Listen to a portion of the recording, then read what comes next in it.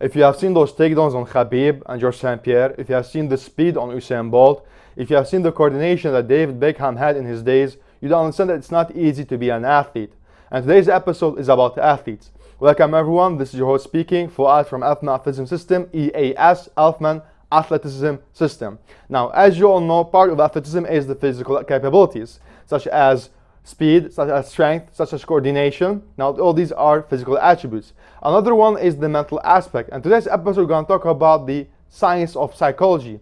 How the science of psychology helped Cristiano Ronaldo, Lionel Messi, Zinedine Zidane, David Beckham, Wayne Rooney, George St-Pierre, Khabib, Conor McGregor to succeed in their respective sports. But for us to understand this, we need to understand something very important.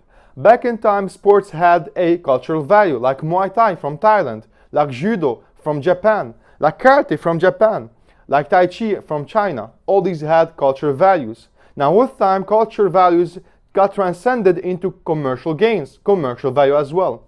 Now I myself am interested in both the commercial aspect and the physical demands of the sport and its respective demands from its respective athletes. Now before I delve deeper, I want you to consider one thing. What made these athletes succeed? What made them pioneer without thinking about commercial or networking or any kind of lobbying? It's the head, it's the mental aspect. This made them succeed. And that's our episode for today. Stay tuned, focus, and welcome to a new episode.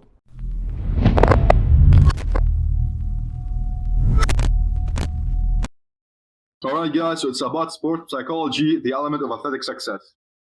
Muhammad Ali, Usain Bolt, David Beckham, George St-Pierre, and their alikes succeeded in reaching the peak in their sports thanks to their mental game. Now, the four elements that their psychology was built upon were self-esteem, locus of control, generalized self-efficacy, and neuroticism. Now, self-esteem is your overall attitude towards yourself. If you attach your self-esteem to your physical performance, you'll be doing yourself some harm. Why? Because being an athlete that have one asset and that's her body, you'll eventually experience some low days. And that's why such athletes did not rely on their physical performance as an indicator to the self-esteem. Locus of control refers to whether you consider the reasons for your behavior and actions are person-initiated or environmentally stimulated. And you'll see from the resume that these athletes always took full responsibilities for their behaviors and actions. Generalized self-efficacy refers to whether or not you are confident that you could take fully the responsibilities you face. Great athletes always took the responsibilities they face, whether they looked it into the eye or not, whether they liked it or not. They are always responsible for every action, for every chore that they have to face. Lastly, neuroticism refers to lack of emotional balance and the tendency to live in a poor affective state. Neuroticism negatively affects your central self-assessment.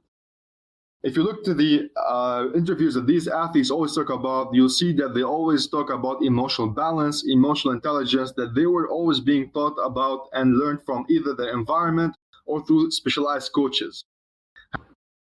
And with that, we end our session for today. Thank you for watching.